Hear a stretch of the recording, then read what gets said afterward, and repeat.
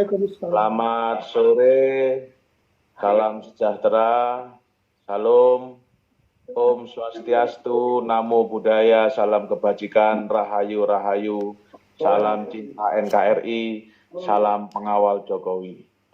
Sahabat-sahabatku semua, dulur-dulur, Soleh, abangku Sylvester, seniorku dari Bara JP, Ajak Kanjeng Norman, dan semuanya yang tak bisa saya sebutkan satu persatu.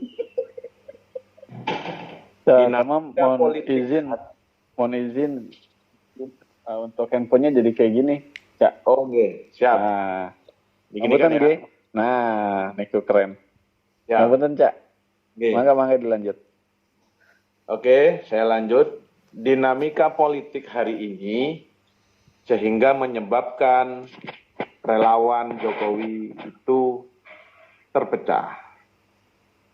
Seperti yang tadi disampaikan oleh Bung Sylvester sama Gus Soleh, semuanya pada ngebet, semuanya pada kesusu untuk mengambil bagian dalam hal dukung-mendukung.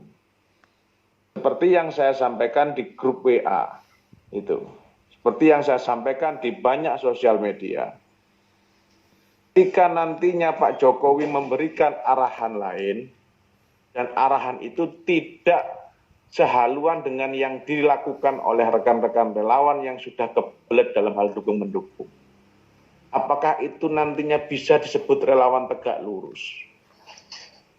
Apakah itu bisa dinamakan relawan yang patuh? Kita ketahui sendiri, seperti yang disampaikan oleh para senior tadi, bahwa kita sampai detik ini masih dipimpin oleh seorang presiden yang terbaik di Indonesia, Insinyur Haji Joko Widodo.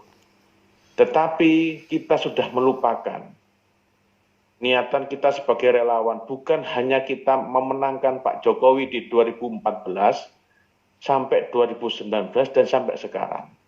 Tetapi kita harus menjadi mata dan telinga bagi Pak Jokowi terkait kebijakan-kebijakannya, apakah itu sudah menyentuh masyarakat paling bawah ataukah belum. Jadi seperti itu. Masa 4 bulan atau 3 bulan yang akan datang ini, kita tidak bisa mengelak dari dinamika politik nantinya seperti apa.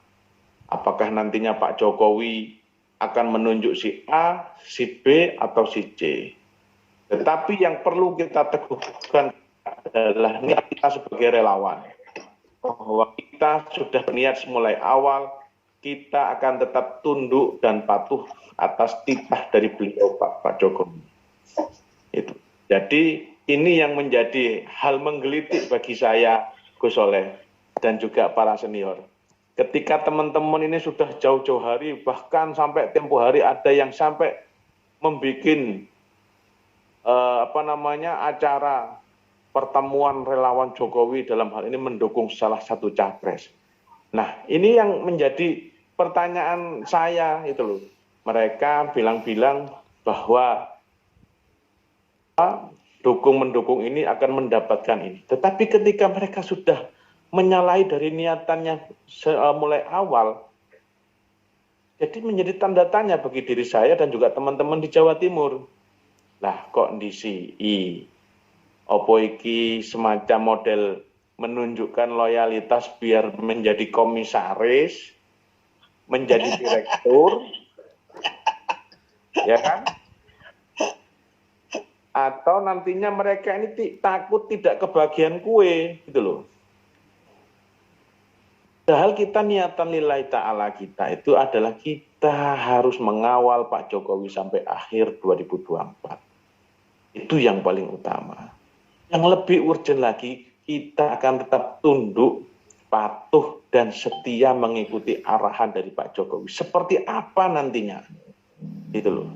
Beliau lebih paham karakteristik orang-orang yang akan menggantikan beliau. Beliau lebih tahu modelnya orangnya seperti apa. Oh, si A ini ternyata orangnya lebih seperti ini spesifikasinya. Si B seperti ini, si C seperti ini. Itu loh. Jadi selalu saya gaung-gaungkan itu adalah monggo teman-teman yang sudah terlanjur dukung-mendukung. kita balik ke niatan awal untuk tetap setia, tegak lurus dan patuh kepada Jokowi. Perkara kok mburi belakang hari mendapat bagian komisaris, direktur atau apa, itu terserah Pak, itu kita pasrahkan kepada Tuhan. Yang penting niatan kita sebagai relawan ini adalah satu, kita menjaga kondusivitas negara. Karena apa? Dengan adanya Pak Jokowi, seperti disampaikan oleh siapa tadi saya lupa, Jokowi adalah jawaban doa-doa panjang masyarakat Indonesia yang saat ini terdolimi. Kita tahu baru aja di zamannya Pak Jokowi ada pimpinan negara yang berani bagi-bagi surat tanah kepada masyarakatnya. Itu loh. Kita tahu baru kali ini ada pimpinan negara Republik Indonesia, bukan hanya di Indonesia yang dielulukan. Kemarin Pak Jokowi kunjungan ke Malaysia, itu masyarakat Malaysia sampai manggil-manggil Pak Jokowi. Kalau nggak salah itu sampai pimpinan negara Malaysia sampai minder itu. Jadi monggo, terkait teman-teman yang sudah kebelet dukung-mendukung, itu menurut hemat saya, silakan, tapi jangan memakai nama organ relawan Jokowi. Seperti itu. Karena apa? Satu orang yang bergabung, belum tentu dia akan mewakili puluhan, ratusan, bahkan ribuan organ, yang mana di dalam organ-organ tersebut itu terdapat jutaan massa. Jadi seperti itu. Jangan saling klaim. Kalau memang dalam artian PD, dia ngebut ini bendera saya ini membawahi sekian ribu massa, silahkan. Tunjukkan kepada calon yang Anda dukung. Tapi tetap bagi saya selaku Ketua Sapulidi Nusantara, saya sampaikan kepada seluruh anggota saya Sapulidi Nusantara, kita tetap setia, berani, patuh, tunduk, ikut komando Pak Jokowi 2024. Mantap. Itu. Bukan hanya di 2024, bahkan kita juga buat stiker, buat spanduk, tulisannya itu Jokowi Sapulidi, anut Pak Jokowi itu sampai mati loh Pak. Mantap. Itu loh. Jadi seperti itu. Jadi kalau ngomong fitnah di Surabaya, Cak Soleh lebih paham. Fitnah itu bagi kami wis kayak apa ya? Kayak sambal lalapan tiap hari kita makan. Ada yang bilang mau mendapatkan komisaris, mau mendapatkan direktur itu. Nggak sekalian aja suruh megang lahan parkir di Taman Bungkul. Kan gitu Cak Soleh. Jadi saya nggak akan berbicara panjang lebar. Karena di sini sudah kumpul, sudah keluar semua unek-unek dari para senior. Ada Bang Silvester, ada Ketum para JP, salam sungkem saya, Gus Soleh, ada Kanjeng Norman, ada Aba Batri, dan semuanya yang tak bisa saya sebutkan satu persatu. Intinya kepada semua yang hadir pada Zoom meeting kali ini, tanyakan kepada diri kalian masing-masing. Tanyakan pada hati jenengan masing-masing. Kalau memang jenengan relawan, kenapa kok tidak manut sampai keluar arahan resmi dari Pak Jokowi? Jangan berpatokan pada, Pak Jokowi jalan bareng sama ini. Pak Jokowi kemarin menerima kunjungan ini. Pak Jokowi bareng sama ini. Kenapa nggak digandengkan jadi satu? Pak Jokowi tiap hari bergandengan tangan sama Ibu Iriana. Kok jadi relawan itu seperti yang disampaikan tadi, relawan itu kita harus siap menjadi mata dan telinga pemerintah. Ketika kebijakan-kebijakan yang dikeluarkan oleh Pak Jokowi ini tidak tepat sasaran. Ini apa yang harus kita lakukan? Karena kita bagian dari orang yang memenangkan Pak Jokowi, kita perjuangkan Pak. Masyarakat yang saat ini terdolimi, masyarakat yang selama ini termarginalkan, kita perjuangkan hak-haknya seperti apa. Itu loh.